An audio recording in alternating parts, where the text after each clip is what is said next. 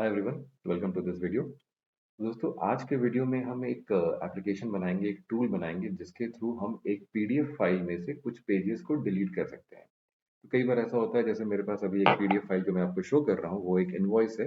कई बार आप अपने जॉब में कुछ रीइंबर्समेंट्स के लिए आप बिल सबमिट करते हो। उस बिल्स में मान लीजिए आपके कुछ 2-3 इनवॉइसेस आपने एक साथ लगा के आप एक पीडीएफ फाइल सबमिट कर रहे हो और उसमें मान लीजिए एक पेज इनवॉइस का गलत लग गया, तो आपको वो पेज डिलीट करना है। तो उस टूल आई मीन उसके लिए हम एक एप्लीकेशन बनाएंगे जो उस किसी पेज को डिलीट कर सके। तो फॉर एग्जांपल मेरे पास ये एक पीडीएफ फाइल है जहाँ पर 3 पेजेस हैं और यहाँ पर लेट से मैंने गलती से इस फाइल में पहला पेज डिक्लेरेशन का है, दूसरा पेज में इनवॉइस है और तीसरे पेज में भी मैंने एक गलती से सेम इनवॉइस डाल दिया है। तो मेरे को ये थर्ड पेज डिलीट करना है।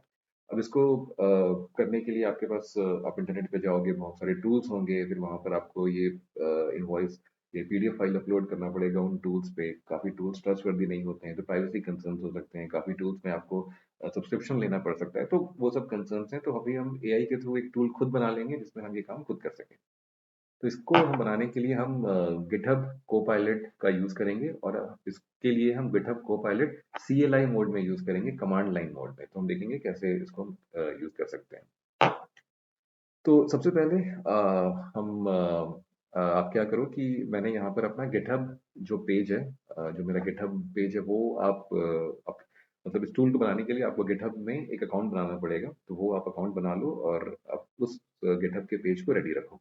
तो गिटहब पे आप साइन इन कर सकते हो, जैसे आप टिपिकली किसी भी वेबसाइट पे साइन इन करोगे, अपने पासवर्ड ईमेल आईडी से आप लॉग इन कर लो। फिर हम जैसे मैं एज ब्राउज़र में गया और मैंने यहाँ पर गिटहब कोपायलट सर्च किया, तो यहाँ पर पहला ही लिंक गिटहब का आ गया, तो इसको हम खोल लेते हैं। तो यहाँ पर गिटहब को हमने खोल लिया। तो ये गिटहब कोपायलट का वेबसाइट है। यहाँ पर आप देखोगे गिटहब कोपायलट को आप वीएस कोड में भी यूज़ कर सकते हो। तो हमने पिछले वीडियो में वीएस कोड के थ्रू एक वेबसाइट बनाया था जहाँ पर आप 2 पीडीएफ को मर्ज कर सकते हो, राइट? आज की वीडियो में हम कोपायलट सीएलआई मोड में यूज़ करेंगे। तो ये है, यहाँ पर आप देख रहे हो ऑप्शन कोपायलट सीएलआई, इसको आप यहाँ पे क्लिक कर दो। तो सीएलआई मोड में इंस्टॉल करने के लिए आपको पहले कमांड लाइन में टर्मिनल में जाना पड़ेगा, जो मैं दिखाऊंगा, और वहां पर आपको ये कमांड रन करना पड़ेगा।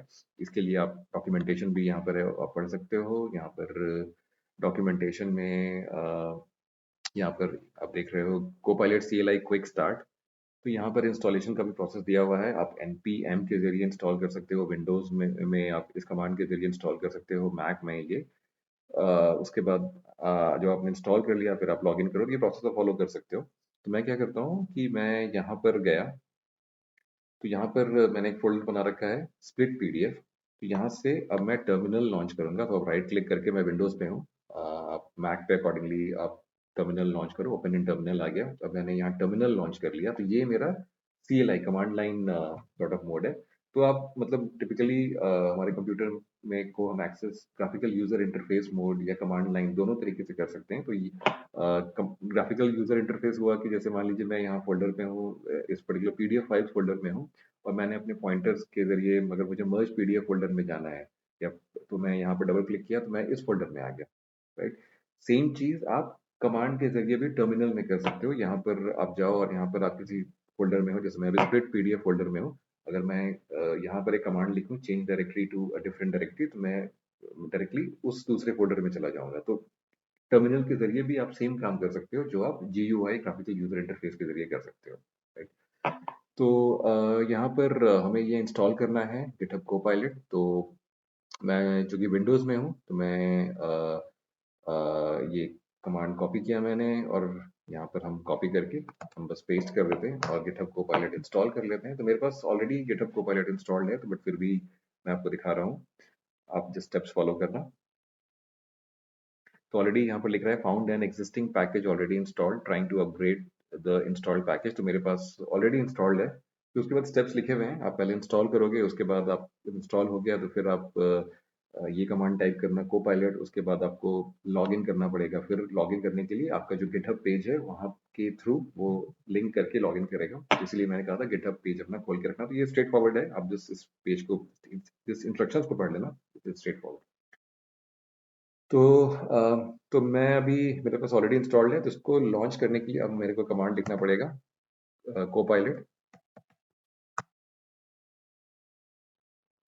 तो मेरा कोपायलट लॉन्च हो गया और यहाँ पर ये मुझसे पूछ रहा है do you trust this folder, तो यस, एंड मैं यहाँ पर इनफैक्ट ये कर देता हूँ yes and remember this folder for future sessions. तो यहाँ पर मैंने ये कर दिया। ओके, अभी हम कोपायलट में आ गए हैं, कोपायलट के इंटरफेस में आ गए हैं। और अब यहाँ पर हम एक गिटहब कोपायलट को एक प्रॉम्प्ट देंगे। उस प्रॉम्प्ट में हम इसको बोलेंगे कि मेरा रिक्वायरमेंट ये है कि मुझे एक वेबसाइट एक पीडीएफ फाइल में से कुछ पेज डिलीट करना है। तो अब मैं उसको बोलूंगा कि उसके लिए एक एप्लीकेशन बनाओ जिसको मैं अपने वेब ब्राउजर पे लॉन्च कर सकूं और लोकली अपने लैपटॉप पे रन करके देख सकूं। तो एक प्रॉम्प्ट इसको अब हम देंगे। तो ये प्रॉम्प्ट मैंने यहाँ पे एक लिखा हुआ है, ये प्रॉम्प्ट आप देख सकते हो। I want to create a web app that splits a PDF file. For example, let's say if a PDF file has 3 pages, then I want to remove the first page and just want the first 2 pages. Sorry, and I want to remove the last page and just want the first 2 pages. So there should be a placeholder where I upload a PDF file, and there should be another placeholder where I enter the position. तो हम एक PDF file upload करें और हम चाह रहे हैं कि वहां पर हम एक पोजीशन मेंशन करें कि ओके, अगर PDF फाइल में मान लीजिए 10 पेजेस है और मेरे को छठे पेज पे उसको स्प्लिट करना है, तो मैं एक पोजीशन लिखूं 6 या जो भी पोजीशन है, एंड देन एक बटन हो जहाँ जो स्प्लिट नाम का बटन हो, तो मैं स्प्लिट पे प्रेस करूं तो मेरा वो फाइल है वो स्प्लिट हो जाए। सिंपल सा इंटरफेस है।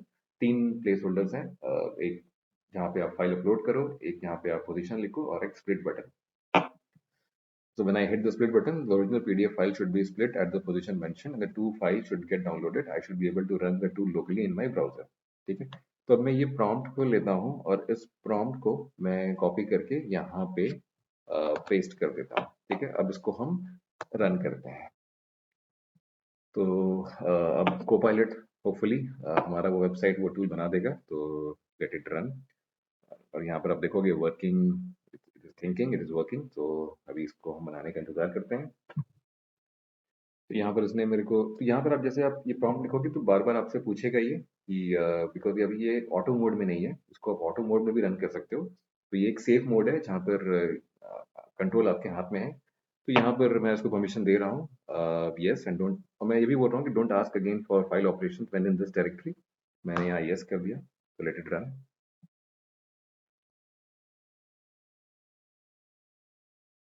तो यहाँ मैंने लिखा है I want the web app to run on a local host. मैं उसको एक लोकल होस्ट पे रन करना चाहता हूँ, तो एक मैं एड्रेस चाह रहा हूँ जो मैं ब्राउजर पे फीड करूँ और वो रन हो जाए। तो लेट्स सी। ओके, तो अभी रन कर चुका है। अब it is saying that server started in the background, open this URL in your browser. तो अब एज पर दिस मैं इस यूआरएल को यू रन करूँ तो शायद मेरा ये पेज रन हो। मैंने वो यूआरएल कॉपी कर लिया है, लेट्स सी।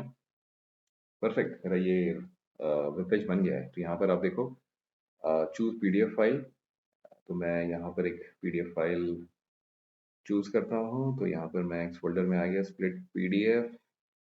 सॉरी, यहाँ पर ये है 3 पेज, ये मेरा पीडीएफ फाइल जहाँ पर 3 पेजेस हैं, इसको मैंने इंसर्ट किया। तो ये बेसिकली यही पेज है जिसमें ये 3 पेजेस इंसर्ट, 3 पेजेस हैं।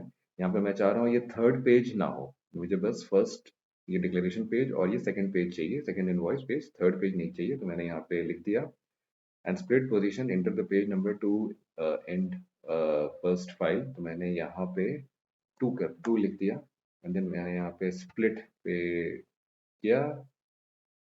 Perfect, download multiple files allow. यहाँ पर अब दोनों फाइल्स शायद स्प्लिट होके डाउनलोड हो गए हैं। मैं डाउनलोड वाले फोल्डर में गया। अब यहाँ पर डाउनलोड वाले फोल्डर में ये देखिए 3 पेज इंसर्टेड पार्ट 1 पार्ट 2। तो इन दोनों को मैं कॉपी कर लेता हूँ और मैं वापस अपने स्प्लिट पीडीएफ वाले फोल्डर में इनको सेव कर देता हूँ। तो ये पार्ट 1 है, इस पार्ट 1 को देख लेते हैं। परफेक्ट, तो ये पार्ट 1 में आप देखो 2 ही पेज है, राइट। एक पहला डिक्लेरेशन पेज है और ये दूसरा इनवॉइस पेज है। तो यहाँ पर ये स्प्लिट हो गया और ये जो पार्ट 2 है वो जो थर्ड पेज था वो एक अलग से पीडीएफ में डाउनलोड हो गया। तो ये थर्ड पेज हो गया पार्ट 2। तो यहाँ पे हमारा ये वेबसाइट बन गया। बट अभी आप देख रहे हो ये बहुत ही प्लेन लग रहा है, इसमें कोई फॉर्मेटिंग नहीं है, इसमें कोई स्टाइलिंग नहीं है। इसको हम और भी अच्छे से बना सकते हैं, हम और प्रॉम्प्ट देख सकते हैं कि इसकी स्टाइलिंग ऐसे कर दो, हेडर्स ऐसे होने चाहिए। तो इसको हम और तरीके से इम्प्रूव कर सकते हैं इसके लुक्स को। बट फंक्शनल वेबसाइट हमारा बन गया है। बस इस एक प्रॉम्प्ट से हमने गिटहब कोपायलट को यूज किया सीएलआई मोड में। इस टाइम हमने सीएलआई मोड में यूज करके हमने देखा, हमने 10 मतलब काफी कम टाइम में हमने इस वेबसाइट को बना लिया। तो I hope you found this video useful and I hope आपने ये गिटहब कोपायलट के CLI मोड के पावर को अंडरस्टैंड किया होगा कि मतलब आपको कोई कोडिंग करने की जरूरत नहीं पड़ी, बस प्रॉम्प्ट से चंद एक प्रॉम्प्ट में एक वेबसाइट बन बन सकता है। तो कितना पावर AI एजेंट्स ने हमें दे दिया है।